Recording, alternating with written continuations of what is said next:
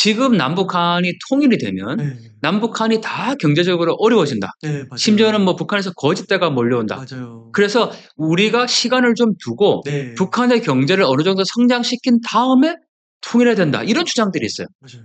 근데 이 주장은 이미 논리가 성립이 안 됩니다. 그래요? 북한의 경제를 성장하는 동안에 남한의 경제는 멈춰 있는 게 아니거든요. 아니, 어떻게 북한의 경제를 성장시키면서 이거를 우리가 기다릴 수 있는 시간이 어떻게 존재한다라는 거죠. 음. 더 나아가서 가장 큰 문제는 이 주장의 논리의 가장 큰 문제는 심지어 뭐 남북한 평화를 주장하는 사람들도 이 똑같은 주장을 해요. 그러면서 지금 남북한 간의 어떤 안정적인 관리, 평화적인 상태를 유지해 가면서 평화 경제로 북한의 경제를 키운 다음에 통일은 나중에 그냥 하면 된다 이렇게 얘기를 하거든요. 네. 근데 거기에서 우리가 착각을 하는 게 뭐냐면 남북한이 평화롭다고 생각을 해요. 네. 근데 북한 주민들이 지금 평화롭습니까? 아니죠. 그러니까 평화라는 개념을 어디서 자꾸 찾냐면 마치 남북 간에 뭐 아무 일도 없고 뭐 지도자 김정은과 대통령이 만나서 손잡고 이거를 평화라고 얘기를 하거든요. 음. 근데 두 사람이 지도자가 만나서 손잡을 때도 북한은 여전히 핵 개발을 했고요. 네. 그 시간에도 여전히 북한은 정치범 수용소가 있었고 음. 그 시간에 여전히 북한 주민들은 굶주리고 있다는 사실입니다. 자유가 없다는 사실이에요. 네. 북한 주민들이 평화롭지 않은데 마치 그냥 지금을 굉장히 평화로운 상태로 생각을 하거든요. 가장 제가 핵심적으로 이 비유를 들 수 있는데 어떤 사람이 물에 빠졌습니다. 네. 어떻게 하시겠습니까? 막 살려달라고 얘기하고 있어요. 당장 구해야 되지 않을까요? 그렇죠. 네. 당장 구해야 된다라는 표현이 열이면 열, 백이면 다 그렇게 표현합니다. 네. 그런데 물에 빠진 사람이 살려달라고 절규하는데 그 옆에서 이렇게 얘기하는 사람이 있습니까? 아, 내가 지금 수영을 못해요. 내가 수영을 배워서 올 테니까 조금만 기다려 주세요. 아. 이렇게 얘기할 사람이 있습니까? 아니죠. 이 방송을 보고 계시는 여러분들 중에도 그렇게 얘기할 분이 계십니까? 아마 없을 겁니다. 그 얘기가 바로 북한 주민들이 지금 살려달라고 절규하고 있는데 옆에서 음. 남한에서 야, 지금 통일하면 뭐 북한이 다 우리 남북한이 어려워지니까 경제를 어느 정도 성장시킨 다음에 시간을 두고 해야 된다. 그 논리와 뭐가 다릅니까? 네. 지금은 어떤 방식으로든 우리가 북한 주민들을 구해야 되고 그렇게 하기 위해서는 북한 정권을 변화시켜야 되는 거고 그 변화의 중심에 북한 주민들이 있다라는 거죠. 그래서 네. 지금은 뭐라도 해야 될 때입니다. 일단 구해야 된다고 말씀하셨잖아요. 네. 그러니까 뭐라도 해야 될 때인데 자꾸 그냥 경제적으로 시간을 두고 평화롭게 지내다 보면 음. 언젠가는 나중에 이런 주장들을 우리가 했다는 걸 북한 주민들이 알면 얼마나 큰 배신감을 사실 느끼겠습니까? 우리 같은 동포잖아요. 그리고 뭐 전 세계 다른 나라에 대한민국이 지원을 하는 그런 지원 국가인데 불과 뭐 한두 시간만 갈 수 있는 그런 지척이 우리 동포들이 있습니다. 네. 굶주리고 있잖아요. 죽어가고 있잖아요. 살려야 하지 않겠습니까? 네, 저는 시간을 두고 북한의 경제를 끌어올린 다음에 이 뭐 통일해야 된다라고 주장하시는 분들이 그분들이 정말 역설적이게도 계속 평화를 강조해요. 예, 네. 저는 오히려 그런 분들이 정말 반평화적이다라는 말씀을 꼭 드리고 싶습니다. 네. 교수님, 그러면 당장 우리가 좀 실천할 수 있는 뭐 그런 게 있을까요? 자, 뭘 해야 될까? 네. 북한에 지금 외부 정보를 유입하기 위해서 음. 대북 풍선을 보냅니다. 아. 북한이 오물풍선을 대형해서 보내고 있죠. 맞아요. 근데 우리 사회에서는 어떤 양상입니까? 이 음. 오물풍선을 보낸 북한을 규탄하지 않고 음. 오히려 탈북민들이 보내는 이 대북풍선을 보내지 말라고 막 법령도 만들려고 하고 규탄도 하고 그랬습니다. 네. 아니, 북한 주민들이 일단 알아야 음. 그리고 외부 정보를 접촉해서 그들의 생각이 변화되어야 그들이 뭔가 변화의 주체적인 동력으로 작동할 수 있는 거잖아요. 네. 그러니까 북한의 어떤 정보를 들여보내는 것은 북한 주민들의 정보 접근권을 확장시키는 더 나아가서 그들이 변화의 주체가 될 수 있도록 우리가 외부에서 힘을 실어주고 도와주는 거거든요. 네. 근데 그거를 지금 하지 말라고 우리 사회에서 오히려 얘기를 하고 있지 않습니까? 음. 물론 이 오물풍선으로 인해서 피해가 분명히 있습니다. 예, 얼마 전에도 지금 북한이 계속 이 뭐 수해 상황에도 불구하고 오물풍선을 보내서 우리 그 공항이라든지 뭐 측이원 민가에 떨어져서 또는 공장에 화재가 난다든지 직접적인 피해가 있어요. 그러면 뭘 해야 되겠습니까? 북한의 오물풍선에 대해서 이거를 규탄할 수 있는 목소리를 내야 되는 겁니다. 네. 더 나아가서 이 오물풍선이 만약에 부양을 했을 때 거기에 대해서 직접 조준 사격을 가하거나 음. 아니면 대북 확성기를 더 아. 확대하거나 더 나아가서 대북 확성기는 음성이지 않습니까? 이제는 영상을 보내야 됩니다. 예를 들면 이 지금 대북 확성기가 설치되어 있는 곳에 대형 전광판을 아. 만들어서 그 영상을 뭐 24시간 송출을 하는 거죠. 보도록 만들어야 되는 겁니다. 이렇게 다양한 접근 방법을 통해서 북한 정권을 계속 압박을 해야 되는데 이러한 정책을 추진하기 위해서는 국민적 공감대가 있어야 되거든요. 음. 근데 우리 사회에서 특히 지금 일부 야권에서 이거를 정부 정책에 대해서 굉장히 반하는 도대체 누구를 위한 정치를 하고 있는지를 모르겠습니다. 네. 아니 북한의 이 어물풍선에 대해서 북한 당국이 북한 주민들의 이 열악한 인권을 침해하는 거에 대해서 지금 규탄하고 거기에 대해서 목소리를 내야 되고 거기에 대해서 우리가 어떻게 대응할 것인가를 고민해야 되는데 그게 아니라 오히려 반대의 목소리를 내고 있다라는 거죠. 그래서 저는 지금 우리가 당장 할 수 있는 것 충분히 북한 주민들을 깨울 수 있는 그런 이 정보 접근의 확장을 위한 다양한 활동들을 해야 된다라고 생각합니다. 네. 교수님 혹시나 이런 정보 접근성을 높이기 위해서 뭐 북한에다가 이제 여러 가지를 시도했는데 네.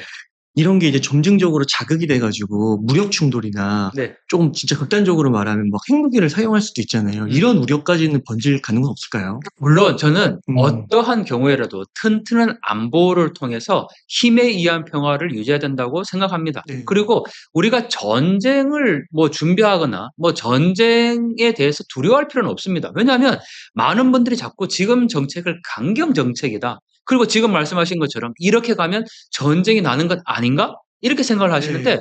그러면 가만히 있으면 전쟁이 나지 않습니까?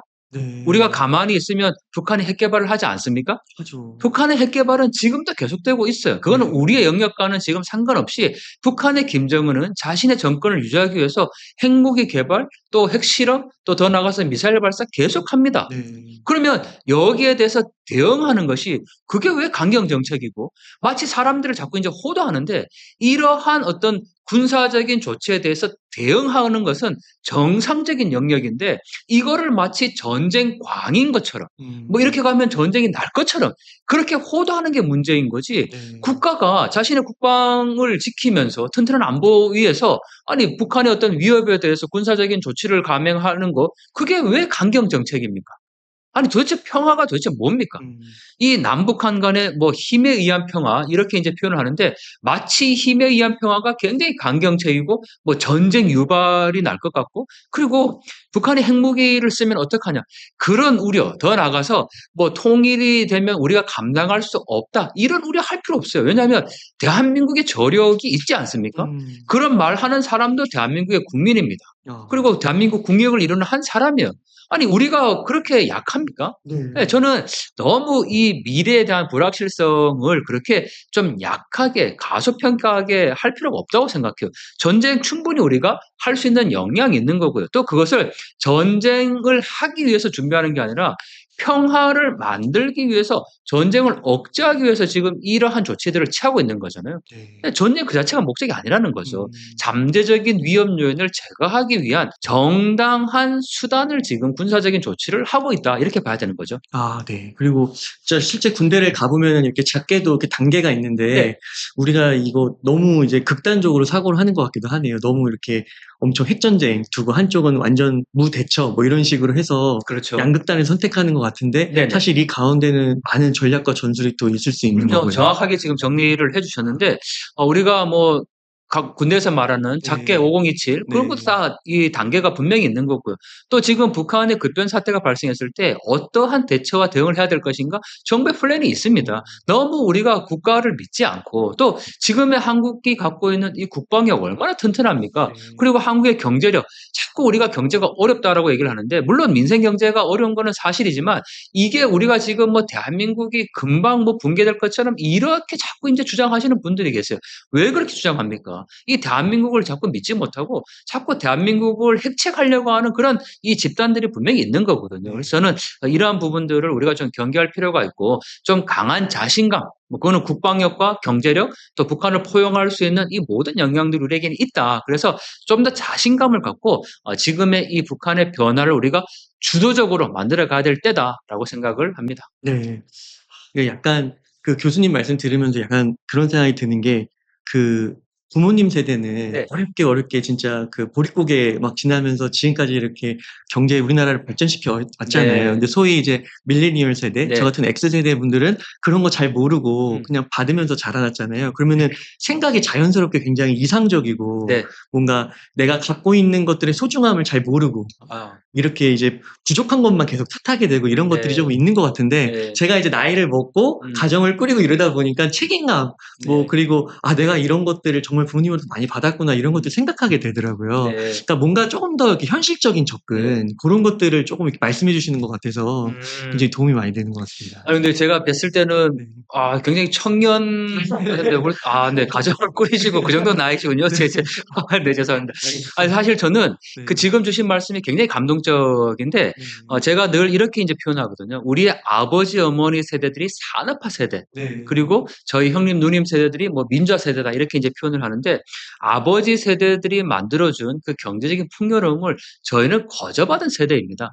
사실 살아가면서 경제적으로 지금 너무 풍요롭잖아요. 네. 뭐 보릿고개라는 단어는 알지만 우리는 경험해보지 않았었고 뭐 우리 당신들께서 정말 배골았지만 자식들만큼은 정말 공부시키고 또 이렇게 먹는 문제를 해결해 줬잖아요. 왜냐면 우리 너무 풍족하잖아요. 네.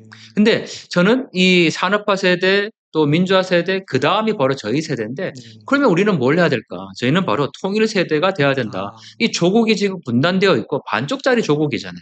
그래서 이 통일이 우리의 어떤 시대적인 소명이 되어야 된다고 생각을 하고 있는데 더 나아가서 저희가 그 아버지 어머니로부터 저는 거저받은 세대다. 늘 이렇게 이제 얘기를 하고 조국을 위해서 아무것도 한 게 없다라고 이제 얘기를 하는데 사실 저는 우리 X세대도 굉장히 큰 역할을 했다고 생각합니다. 왜냐하면 필리핀의 사례를 자세히 보면요. 필리핀이 역시 우리보다 70년대에 훨씬 더 경제적으로 앞서 있었지 않습니까? 근데 지금은 달라졌거든요. 그러니까 우리의 아버지 어머니 세대들이 6.25 전쟁 이후에 뭐 베트남의 전쟁에 또 80년대 중동의 모래바람 맞으면서 그 전에서는 뭐 독일의 강부로 간호사로 가서 그렇게 어려운 상황에서 경제적인 부분들을 이렇게 세워주셨는데 그걸 X세대 이후의 세대들이 잘 또 이어받은 겁니다. 왜냐하면 그 경제를 하나의 토대를 마련해 주신 것을 지금 이 정도 IT 강국으로 세워놨거든요. X세대 분명히 역할을 했습니다. IT 강국으로 성장할 때까지 이렇게까지 대한민국을 그 경제적인 부분들을 이어왔는데 그러다 보니까 우리 말씀하신 것처럼 좀 잊고 살아요. 그러니까 너무 지금 풍족하니까 우리가 이 예전의 그런 어려움들을 좀 잊고 사는 것이 아닌가. 그리고 또 더 나아가서 이게 이제 경제적으로 조금 풍요로워지다 보니까 이게 정신적으로 약간 그 북한 문제에 대해서 소홀히 하게 되는. 그래서 저는 이 통일은 뭐 이게 그냥 멀리 언젠가 이루어지는 그런 일이 아니고 지금 여기에서 우리가 만들어가는 과정이다. 그래서 뭐 김정은이 한국의 대통령과 손잡고 통일될 가능성이 있겠습니까? 저는 없다고 보거든요. 그러세요? 네. 아니, 김정은이 자기의 정권을 내려놓고 남한의 대통령과 만나서 악수하고 이걸 평화로 가면서 자기 정권을 내려놓겠다. 저는 가능성 없다고 봅니다. 오히려 김정은의 이 정권을 압박할 수 있는 북한 주민들의 힘을 키워서 남북한 주민들이 지금부터 통일을 만들어가는 거지 뭐 정치인들이 우리에게 통일을 언젠가는 갖다 줄 것이다? 저는 그렇게 생각하지 않습니다. 그래서 우리의 역할들이 굉장히 중요하고 지금 이 방송을 보고 계시는 여러분들이 어떻게 보면 정말 통일을 만들어가는 하나의 주춧돌이라고 저는 생각해요. 북한 문제에 관심을 갖고 이렇게 꾸준히 뭔가를 하려고 하시는 거잖아요. 그게 경제적인 분야가 됐든 아니면 지금의 정세를 파악하기 위한 목적이 됐든 어쨌든 북한 문제를 관심을 갖고 이렇게 함께 나누는 것 이 자체가 저는 한 번 더 통일을 준비하는 굉장히 중요한 어떤 역할이다라는 생각을 하고 있죠. 그러면 그렇게 공감대가 점점 형성이 되면요. 네. 뭐 5년 내, 10년 내에도 정말 통일이 도처럼 이렇게 올 수 있다고 보세요. 5년, 10년 내에 통일이 오는 건 도둑처럼 오는 게 아니고 당장 내일 와야 도둑처럼 와요. 네. 저는 그 가능성 충분히 있다고 봅니다. 왜냐하면 5년, 10년이라는 시간은 우리가 참 이게 재밌는데요. 30년 전에 나온 북한 통일 관련 책을 한번 살펴보십시오. 그러니까 20, 30년 전에 발간된 뭐 이 남북 관계론이라든지 뭐 이런 책을 보면 거기에 동일한 질문에 동일한 답변이 있어요. 통일 언제 될 것 같습니까? 이런 질문에 뭐라고 답변했을까요? 10년. 네. 맞아요.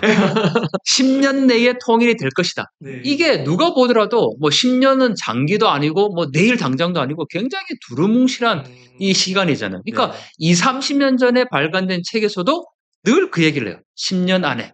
네, 그렇지만 저는 이 10년이라는 지금부터 10년이라는 것보다는 훨씬 더 빠른 시일 안에 북한의 변화는 분명히 있을 것이다. 네, 그 증거가 지금 너무나도 곳곳에 나타나고 있다. 그러니까 이 김정은 체제가 뭐 북한 체제겠죠. 북한 체제가 계속 유지되기 위해서는 위에서부터 내려가는 그 명령 체계가 끊임없이 잘 작동하면 돼요. 하나의 기계처럼 톱니바퀴처럼 굴러가면 되는데 이게 틈새가 발생하고 있다는 게 굉장히 중요한 거고 이 틈새의 가장 큰 힘이 바로 북한 주민들의 깨어나는 의식이라는 거죠. 그리고 이 의식을 북한 당국이 정권이 통제하기 어려운 수준에 이르고 있다라는 겁니다. 네. 그래서 저는 이러한 부분들이 북한의 곧 변화를 가져올 수 있다. 그래서 우리가 더 동력을 북한 주민들에게 줘야 된다라는 주장이죠. 네. 아, 이게 통일 세대라는 딱 그 단어를 주시니까 가슴이 뜨거워지는데요. 네. 교수님, 근데 또 이게 현실적으로 좀 접근을 해야 되잖아요. 네. 근데 만약에 진짜 통일이 되면요. 네. 빠른 시일 됐어요. 그러면은 그 남한에 계신 뭐 주민분들, 뭐 밀레니얼 그런 신세대 분들이 얻는 혜택 같은 게 있을까요? 우리가 통일 네. 교육을 가보면 네. 이 통일 교육의 혜택, 그걸 통일 편익이라고 얘기를 하는데 사실 그거는 초등학생도 정답을 다 알고 있어요. 네. 네. 아니, 통일되면 뭐가 좋아요라고 얘기를 네. 하면 제일 먼저 뭔 얘기 아닙니까?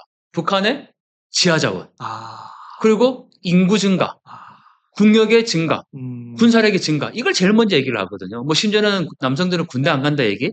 그 다음에 평양 가서 냉면 먹고, 백두산 수학여행 가고, 네. 더 나가서 부산을 출발한 기차가 뭐 서울 평양을 지나서 유럽까지 간다?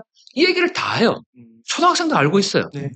더 나아가서 조금 더 이제 학술적으로 가면 북한의 지하 자원이 뭐 단천의 마그네 사이트가 뭐 1조 2천조 있고 뭐 이런 이야기 이제 하게 되는 거고 또 남북한의 군사력을 합치면은 뭐 그게 얼마다 수치로 이제 제시를 하면서 대학 청년들을 또 설득하려고요. 저는 이 부분이 잘못됐다고 생각합니다. 그래요. 왜냐하면 우리가 자꾸 통일 편익을 얘기하면서 즉 통일에 이제 관심이 없다고 얘기를 하니까 아니 그러면은 통일에 관심 없는 세대들을 깨우려면 뭘 해야 될까라고 고민하다 보니까 자꾸 수치를 이제 제시를 하는 거예요. 네, 숫자의 개념으로. 그래서 뭐 지하자원이 얼마 있고 뭐 유럽까지 우리가 지금은 비행기 타고 가지만은 기차 타고 뭐 바로 갈 수 있고 이런 얘기를 하는 거거든요. 그런 통일 편익은 초등학생도 다 안다. 그런데 왜 초등학생이나 지금의 이 청년들이 통일에 대해서 반대합니까? 그렇게 설득하려고 하기 때문에 통일에 더 관심이 없는 거예요. 지금 대학생들의 고민이 뭡니까?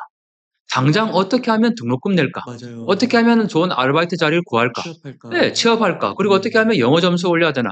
뭐 이런 고민인 거예요. 실질적인 고민인 거죠. 근데 그런 대학생들에게 야, 통일되면 취업 해결돼. 뭐 심지어는 8포 세대라고 얘기를 하잖아요. 뭐 결혼도 못 하고 뭐 다 포기하는 세대이기 때문에 뭐 통일되면 북한 사람 만나서 결혼하면 되고 북한의 그 광활한 땅을 개발해서 뭐 자영업하면 되고 이렇게 얘기를 하거든요. 근데 그런 주장들이 과연 지금의 청년들에게 가슴을 뛰게 할 수 있을까요? 어려울 것 같습니다. 아니라고 생각하거든요. 그러니까 이 청년들을 자꾸 설득하려고 하는 순간 이미 멀어지는 거예요. 그래서 저는 조금 더 현실적인 방법들을 감안을 고려를 할 때 인간은 이성과 감성의 동물입니다. 네. 우리는 자꾸 이성적인 부분들을 강조를 하는데 감성을 자꾸 외면을 해요. 예를 들면 지금 대표님이 저랑 함께 있지 않습니까? 제가 아픕니다. 어떻게 하시겠습니까? 병원 119 부르고. 그렇죠. 조치를 취하거든요. 119를 부르거나 뭐 아프지 말라고 기도를 하거나 약을 사거나 그렇게 하겠죠. 그런 마음들은 바로 감성적인 부분들이라는 거죠.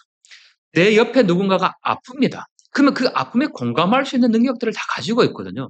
그러면 남북한은 지금 아픈 거잖아요. 상처가 있는 거예요. 남북한이 같은 조국이 지금 이렇게 분단되어서 이 상처가 있고 이게 너무나도 지금 아파하고 있는 그런 건데 통일 교육도 바로 그러한 부분들. 지금처럼 너 친구가 아프면 어떻게 해?